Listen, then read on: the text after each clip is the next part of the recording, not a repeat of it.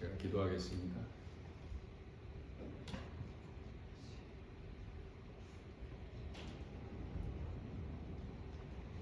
사랑의 주님, 오늘 본문에 등장하는 인물들 중에 저희는 과연 어디에 속한 자들인지요? 꼭 고발할 조건을 찾아서 감히 주님이나 다른 사람을 시험하려는 자는 아닌지요? 꼭 붙잡혀온 여인과 같은 그런 죄인은 아닌지요? 꼭 돌을 들고 여자를 치려 했던 그 무리들 중 하나는 아닌지요? 아니라면 자신이 선한 사마리아인 같다고 생각하는 건 또한 아닌지요? 말씀 앞에 저희들 자신을 돌아보아서 회개케 하시고 가르쳐 깨닫게 도와주시옵소서. 예수님의 이름으로 기도합니다. 아멘. 아멘. 예, 감사합니다. 예, 요즘에 담임 목사님 요한복음 에고에임이 설교 말씀을 들으며 은혜를 많이 받고 있습니다. 그래서 오늘 본문 말씀도 요한복음을 택했습니다. 단위에 세워주신 목사님께 감사드립니다. 오래전 일인데 전에 오클랜드에서 목회를 할 때였습니다. 월요일은 이제 목회자들이 쉬는 날이지 않습니까? 제 아내는 또 직장을 나가다 보니까 일찌감치 출근을 하고 저는 한 주간에 다가오는 예배와 말씀을 준비할 겸 자료들을 정리를 하고 있었습니다. 그때 직장에 있는 아내한테서 전화가 온 겁니다. 저기요, 제가 오늘 몸이 좀 안 좋아서 운전하기가 좀 집에까지 가기가 힘들 것 같아요. 나 좀 데려가 주실라고. 그때 저희 집에 차가 한 대밖에 없었는데 차는 아내가 아침에 타고 가는데 시간을 보니까 그 퇴근 시간까지 약 한 30분 정도 남은 겁니다. 어떻게 하지? 비는 오락가락 하죠. 바람은 불죠. 아이 모르겠다 하고 비닐을 이제 뒤집어 쓰고 아내 직장까지 막 달리기 시작했습니다. 평소 같으면 뛰어도 한 30분 정도 걸리는 거리인데 20분 만에 도착을 한 겁니다. 사랑이 그런가 봅니다. 겨울이었는데 얼마나 뛰었는지 땀을 막 뻘뻘 흘리면서 주차된 그 차 옆으로 가는 순간에 저만치서 아내가 오면서 여기까지 뛰어왔어요? 오면 어떡해? 속으로 제가 그랬습니다. 어떡하겠수? 순종해야 하는데. 아내 표정을 보니까 많이 흡족해하는 그런 얼굴이었습니다. 순간 이런 생각이 들었습니다. 아하, 시키는 대로 하는 게 행복한 거구나. 사랑이 뭐 있겠나? 순종하면 그게 사랑이지. 아멘? 그러면도 여러분 더 행복해지고 싶으십니까? 오늘 말씀을 통해 우리가 그걸 한번 배우길 원합니다. 오늘 설교 제목이 죄 없는 자가 먼저 치라 입니다. 자, 돌로 먼저 치는 사람이 행복해 보일 것 같죠?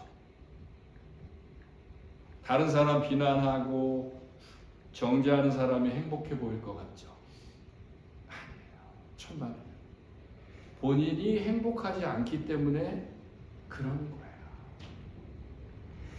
사도행전 7장 54절을 보면은 초대교회 그 최초의 순교자 스데반 집사가 나오는데 그 스데반 집사에게 돌을 던져 죽게 한 사람들이 나옵니다. 성경은 스데반 집사의 간증에 그들 마음이 어찌나 찔렸던지 이를 갈 정도로 뿌드득하면서 분해했다고 증거합니다. 그런데 스데반을 보세요. 그는 60절에서 주여 이 죄를 그들에게로 돌리지 마옵소서 이렇게 용서하며 눈을 감습니다. 이게 바로 예수 믿는 자들의 행복인 겁니다. 믿는 자들을 정죄하는 이들이 어디 이런 행복감을 알기나 하겠습니까? 그래 최고의 행복감은요, 용서에 있습니다. 용서가 더할 나위 없는 행복인 줄 믿으시길 바랍니다. 죄 없는 자가 먼저 치라. 네, 참 어려운 주제입니다. 왜냐하면 우리가 다 죄 많은 인생들이기 때문입니다. 그래 어찌 보면 내가 비난하고 정죄하는 그 사람보다 내 안에 사랑과 용서는 너무 부족하고 오히려 허물은 더 많아 보일 수 있다는 것이죠. 그러니 다른 사람을 향해 있는 내 손가락부터 먼저 거두는 게 더 행복한 삶을 누리는 것이 아닐까 생각하는 것입니다. 말씀 안에서 늘 자신을 들여다보시고 또 그 안에서 진짜 행복이 무엇인지를 찾아가시길 바랍니다.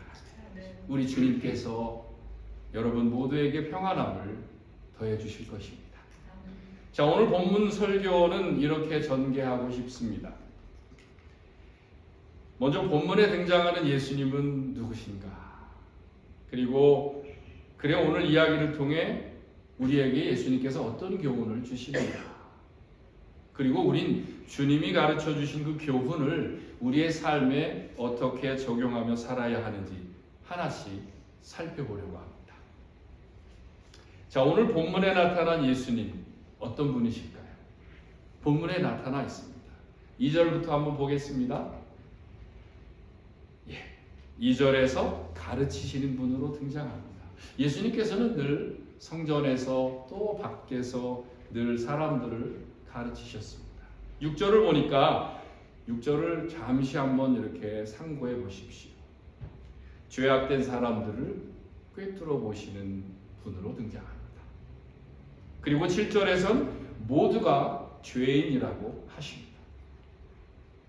11절에는 그럼에도 예수님께서 정죄하지 아니하시는 분, 다시 말해서 죄인을 용서하시는 분으로 등장하십니다. 이거에 덧붙여서 다시는 죄를 짓지 말라 당부까지 하십니다. 죄.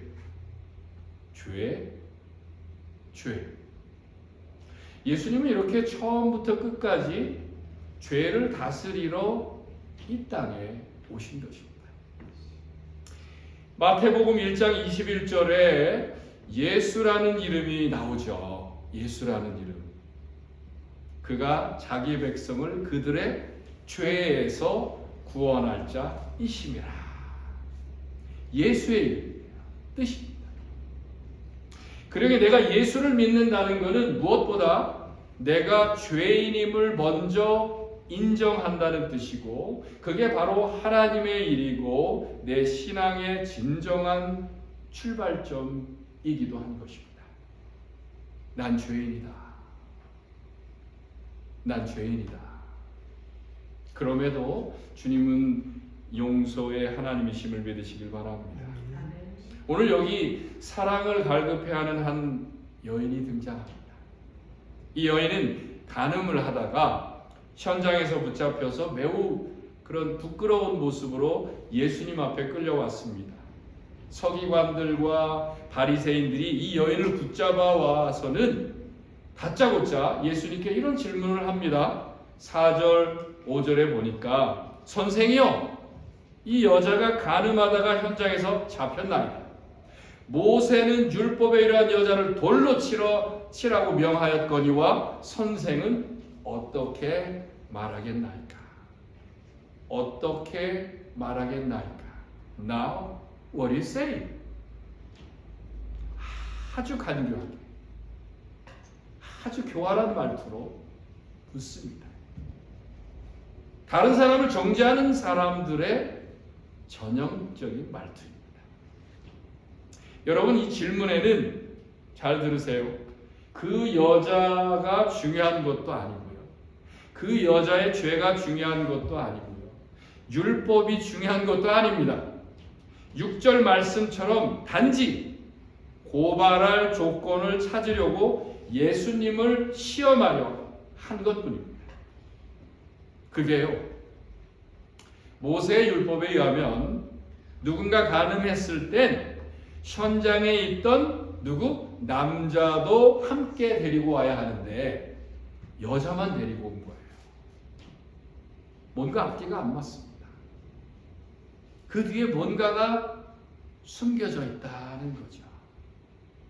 그래 예수님께서 아주 난처한 상황에 처하게 되셨는데 돌로 치라 하면 평소에 그 사랑과 또 용서에 대해서 강조하셨던 예수님께서 그야말로 이중인격자가 되는 그런 상황이 되는 것이고, 또 그 반대로 이 여인을 돌로 용서하고 살려주라고 하면은 예수님께서 모세의 율법을 어기는 그런 큰 죄를 범하게 될 수 있었기 때문이죠.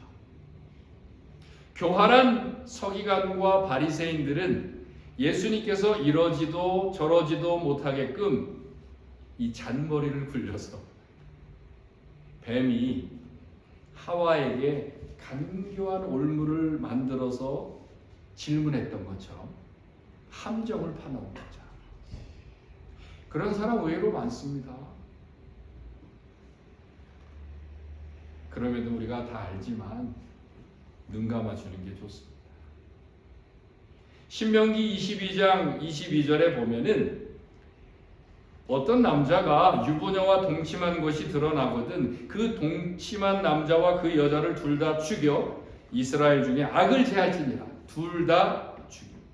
또 23절 이하로 보면 처녀인 여자가 남자와 약혼한 후에 어떤 남자가 그를 성읍 중에서 만나 동침하면 너희는 그들을 둘 다 성읍 문으로 끌어내고 그들을 돌로 쳐 죽일 것이니 그 처녀는 성 안에 있으면서도 소리 지르지 아니하였으며. 그 처녀가 소리를 지르지 아니했대요. 무슨 뜻이에요? 억지로 끌려간 게 아니다. 좋아서가 아니다.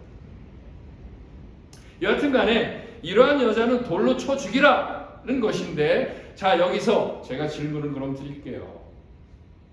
여러분 같으면 이 상황에서 어떻게 하시겠습니까? 돌로 치시겠습니까? 아니면 살려주라고 하시겠습니까?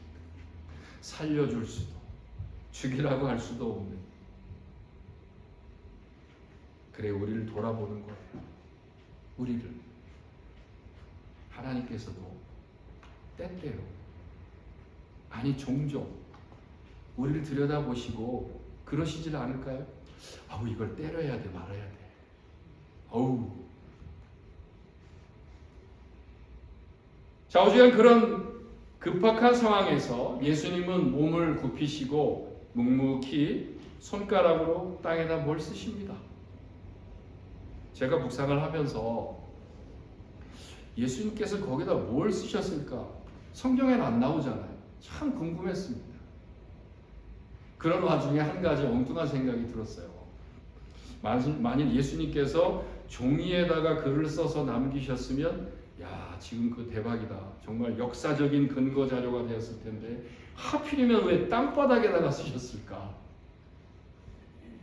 증거도 남지 않는데. 그렇지 않습니까? 지금도 확실한 증거를 보여주면은 믿겠다는 사람들이 얼마나 많은데요. 핑계지만.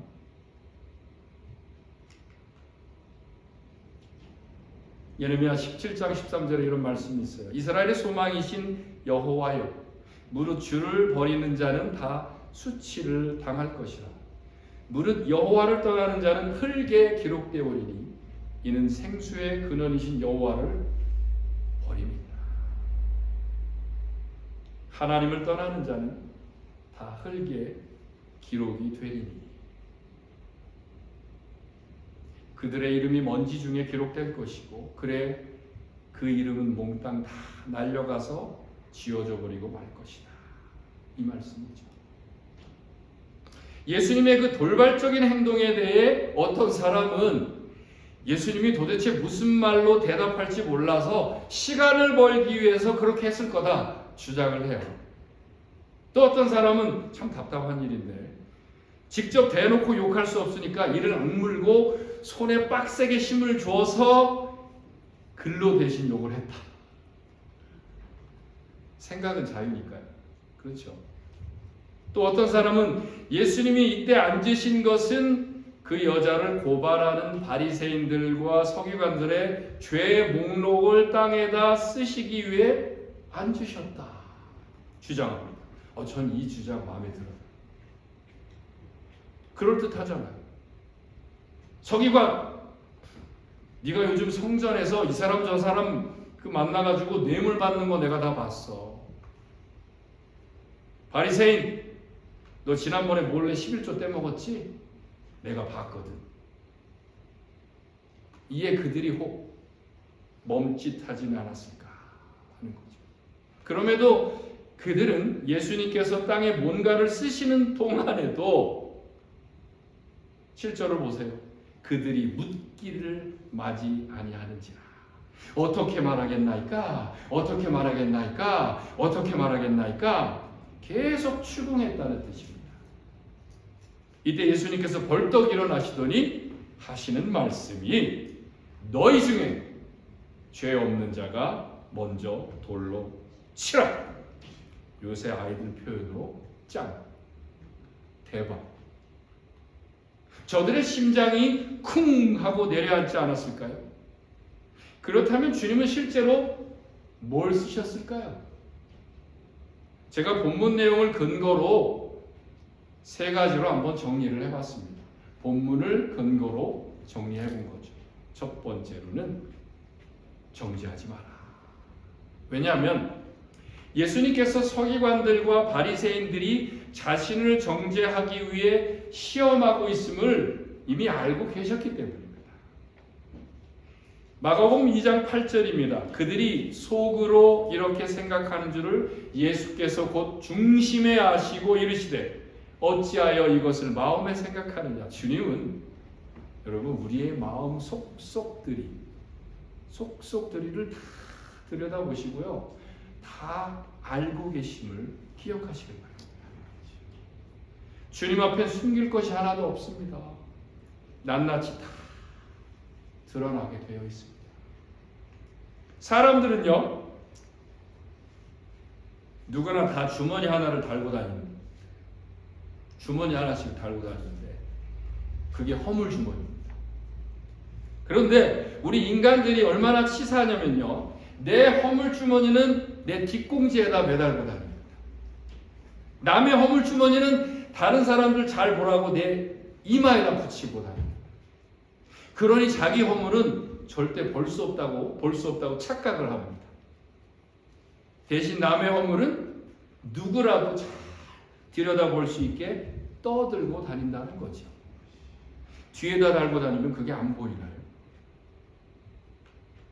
여러분, 사람들에게 자기 앞모습을 보여주기를 누구든 원하지, 누가 내 구리 뒷모습 보는 걸 원하겠습니까? 알면은 아마 뒤에도 메이크업을 하고 다니지 않겠는가. 그래서 예수님께서 어떻게 다른 사람 눈 속에 있는 조그마한 티는 그렇게도 잘 발견하면서 네 눈 속에 있는 이따만한 대들보는 왜 안 보이는 것처럼 그렇게 행동하고 다니느냐. 그렇게 말씀하신 거죠. 성경은 말씀합니다. 그러므로 남을 판단하는 사람아, 누구를 막론하고 네가 핑계하지 못할 것은 남을 판단하는 것으로 네가 너를 정죄하매니 판단하는 네가 같은 일을 행합니다. 아멘? 내 입술로 남을 정죄하고 있는 그 순간에 나 또한 정죄받는 것이고 우리 주님 또한 그걸 한심하게 바라보고 계신다는 거죠. 이 세상에 의인은 하나도 없습니다. 아무리 큰 대형교회 목사라도, 교황 프란시스코라도, 수십 년 도를 닦은 무슨 수도승이라도 모든 사람은 다 죄인입니다. 그러니 자기들은 죄가 없는 것처럼 행동한 서기관들과 바리새인들을 예수님께서 얼마나 한심하게 바라보셨겠냐 하는 거죠. 너희들 제발 다른 사람 흉보지 말고 너희나 잘해라. 좀 너희나 잘해.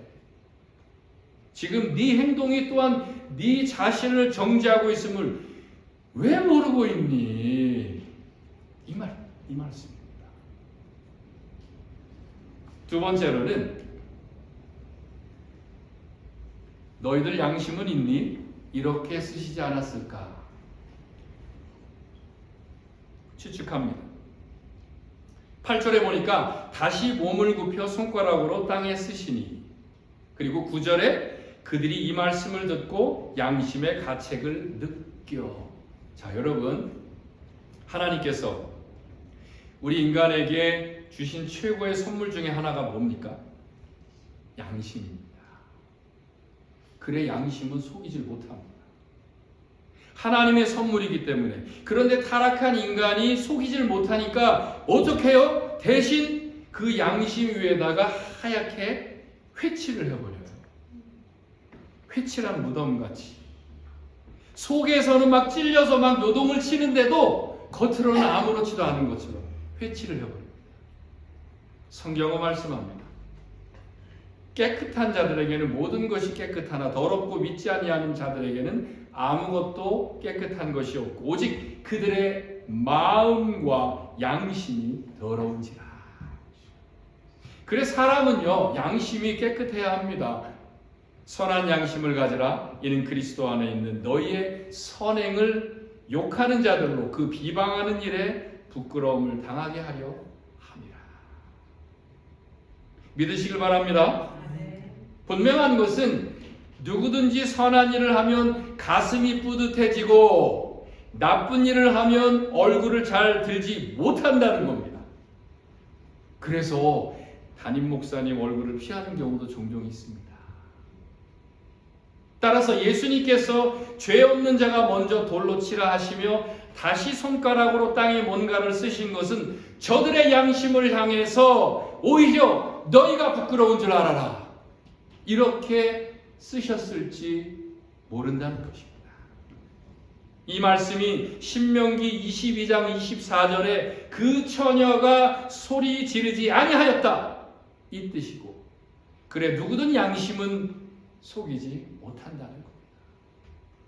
사람들은요 아무리 더럽고 부패해도 그 안에 하나님 주신 선물인 그 양심이 최소한 한 1, 2%는 남아 있습니다. 그곳에 호소할 수 있습니다. 그리고 우리가 주일 예배로 나와서 말씀을 듣지 않습니까? 여러분 말씀을 왜 듣습니까?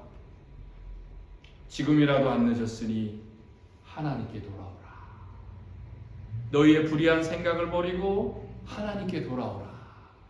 그가 긍휼히 여기시며 너를 너그럽게 용서하시리라. 그렇지 않습니까? 본문의 무리들이 한 사람 바보 만드는 군중 심리로 인해서 비록 지금 양심이 거의 무너진 상태일지라도 그들에게 남아있는 조그만 양심 때문에 어떻게 됩니까? 상황이 죄 없는 자가 먼저 돌로 치라 했을 때 스스로 가책을 느껴서 어른들로부터 젊은이까지 전부 주랭랑을 치게 된 것입니다. 이제 그 현장엔 예수님과 그 여자만 남았습니다. 예수님께서 묻습니다. 얘야, 너를 고발한 자들이 어디 있느냐? 너를 정죄하는 자가 안 보이는구나. 다 알고 계시죠. 여자가 대답합니다. 주님, 아무도 없습니다. 다 가버렸습니다. 이제 예수님께서는 더 이상 땅에다 글을 쓰시지 않습니다. 대신 땅에 쓰신 글을 그 여자의 심장에 새기십니다. 어떻게 해요? 셋째, 내가 너를 용서하노라. 할렐루야. 아멘. 이 말씀이 저와 여러분의 심장에도 분명히 각인되어질 수 있기를 우리 주 예수 그리스도의 이름으로 축원합니다. 아멘. 자, 우리가 잠깐 필름을 뒤로 돌려서 원래 사람들이 이 여자를 두고 요구한 것이 뭐였죠? 예수님께 선생은 어떻게 말하겠나이까? 이거였잖아요. 자, 결국 예수님께서 지금 이 여인뿐만 아니라 그들 모두에게 또 우리 모두에게 뭐라고 말씀하십니까? 내가 너희를 정죄하지 아니하노라. 내가 너희를 용서하노라. 아멘. 나를 비난하는 사람이 있습니다. 나를 해코지한 사람이 있습니다. 상처도 많이 줬습니다. 나도 똑같이 해코지해야 하나요? 나도 그에게 똑같이 상처를 주고 수치를 줘야 하나요? 그러면 내가 행복해질까요? 아니에요. 그렇지 않습니다. 주님 말씀하십니다. 내가 너를 용서하노라. 그러니 너도 그를 용서하거라. 우리가 우리에게 죄 지은 자를 사하여 준 것 같이 우리 죄를 사하여 주시옵고 시험에 들게 하지 마시옵고 다만 악에서 구하옵소서. 정죄보다 용서하며 사시길 바랍니다. 정죄는요 또 다른 정죄를 낳을 뿐입니다. 우리가 함께 읽겠습니다. 서로 친절하게 하며 불쌍히 여기며 서로 용서하기를 하나님이 그리스도 안에서 너희를 용서하신 것 같이 하라. 믿으시길 바랍니다. 우리가 서로 용서하며 살아갈 때 내 가정과 내 이웃과 우리 교회는 훨씬 더 풍요롭고 아름다운 곳으로 변화받게 될 것입니다. 자, 그렇다면 우리 모두가 죄인임을 알고 살아갈 때 또 주님께서 뭐든 용서하라 하시는데 이제 우리가 어떻게 하면 다른 사람을 돌로 먼저 치지 않겠습니까? 우리의 삶의 적용점을 살펴보려고 합니다. 첫째, 다른 사람의 허물을 덮어주며 사시길 바랍니다. 성경은 허물을 용서하는 것이 자기의 영광이니 말씀합니다. 얼마나 멋진 말인지 몰라요. 허물을 용서하는 게 자기의 영광이래요. 우리 한번 따라서 약속 한 가지 합니다. 따라서 합니다. 허물은 떠벌리는 게 아니라 덮어주는 거다. 아멘. 허물은 이불과 같습니다. 덮어줘야 하는데 자꾸 차내밀면 누가 추워요? 나만 추운 거예요. 나만. 허물 잘 덮어줘서 겨울이 오지요. 따뜻하게 포근하게 지내시길 바랍니다. 아멘. 한 대학에서 어떤 교수가 학생들에게 행복한 삶에 관한 강의를 하면서 이런 말을 했습니다. 능력은 있지만 불행하게 사는 사람들에겐 공통점이 딱 하나 있습니다. 그건 다른 사람의 잘못을 지적해서 고쳐주겠다는 생각과 그 생각 때문에 자기 말의 대부분을 거기에만 투자하는 어리석은 사람입니다. 이 얼마나 스스로 고달프게 사는지요. 이해가 되는 말입니다. 다른 사람을 지적하는 사람은 항상 자기가 옳은 기준을 가지고 살고 있다고 착각을 합니다. 여러분, 우린 서로가 다르게 창조된 존재이지 그 사람이 틀리게 창조된 그런 피조물은 아니에요. 그걸 지적을 한다면 우리는 하나님 창조주 하나님께 당신은 왜 그 사람을 그렇게 만들어서 나를 피곤하게 만듭니까? 이렇게 바보스럽게 하나님께 대드는 것밖에 안 되는 거예요. 틀린 게 아니라 우린 다 다른 겁니다. 우린 예수님께서 친히 우리의 허물을 덮어주시려 이 땅에 오셨고 그래서 우리가 뒤에 감춰놓은 그 허물을 친히 뒷걸음질을 치셔서 십자가에 등을 대시고 못 박히심으로 우리의 감추는 우리의 그 모든 허물을 몸으로 덮어주셨습니다. 예수님이 창에 찔리심으로 우리의 허물과 죄는 용서받았습니다. 우리가 주님의 은혜로 우리의 허물이 덮어지는 그런 죄사함의 은혜를 경험했다. 우리 또한 다른 사람의 허물들을 감싸주고 덮어주며 살아야 하지 않겠습니까? 할렐루야. 두 번째로 칭찬과 격려를 아끼지 말고 사시길 부탁합니다. 우리 한번 또 따라서 하죠. 칭찬과 격려는 아끼지 않겠습니다. 아끼지 않겠습니다. 아낄 게 따로 있죠. 아끼지 말고 그냥 팍팍 쓰시기 바랍니다. 아멘. 사람이란 다 단점이 있고 장점이 있기 마련이죠. 99가지의 단점이 있는 사람이라도 한 가지 장점이 있다면 그 장점을 보고 칭찬해주고 격려해주세요. 그럼 그의 장점이 더 많이 늘어날지 누가 알겠습니까? 인간은요, 칭찬과 격려를 먹고 사는 존재예요. 거기서 용기를 얻고요, 거기서 자신감을 회복받습니다. 아인슈타인 아시죠? 설교 예화로 많이 나오잖아요. 4살 때까지 전혀 말을 못했습니다.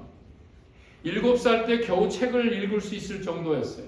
초등학교 다닐 때에도 수학을 제외한 나머지 전부 과목은 낙제였습니다. 그럼에도 그의 어머니 성적이 나쁜 다른 과목을 보고는 책망하지 않았고 잘하는 한 가지 수학을 보고 늘 칭찬했습니다. 그가 바로 인류 역사상 가장 위대한 과학자 아인슈타인입니다. 우리 부모님들 집에서 자녀들에게 또 우리 교회 안에서 모든 분들에게 칭찬과 격려 아끼지 말아 주시길 바랍니다. 아멘. 내가 그럴 줄 알았어. 넌 잘하는 게 뭐냐? 이 다음에 뭘 되려고 그러니? 누굴 닮았니 도대체? 아니에요. 그럼 어떻게 해요? 난 네가 그런 것까지 잘할 줄 몰랐어. 너 정말 대단하다. 너 엄마 닮았구나. 이렇게 덤으로 칭찬해주면 저녁 반찬이 또 달라질 수 있죠. 칭찬과 격려 아끼지 말아주시기 바랍니다. 자, 마지막으로 사랑의 안경을 쓰고 사시길 바랍니다. 저도 안경을 썼지만 안경 쓴 분들 많잖아요. 안경을 쓰면 좀 불편해요. 그러게 사랑의 안경은 뭐가 필요해요? 희생이 따르는 겁니다. 파란색 안경을 쓰면 온 세상이 파랗게 보이고 빨간색 안경을 쓰면 빨갛게 보이는데, 그래서 지금 내가 사랑으로 안경을 쓰고 있다고 생각을 하면 내게 보이는 온 세상이 다 사랑스러워야 되는 거예요.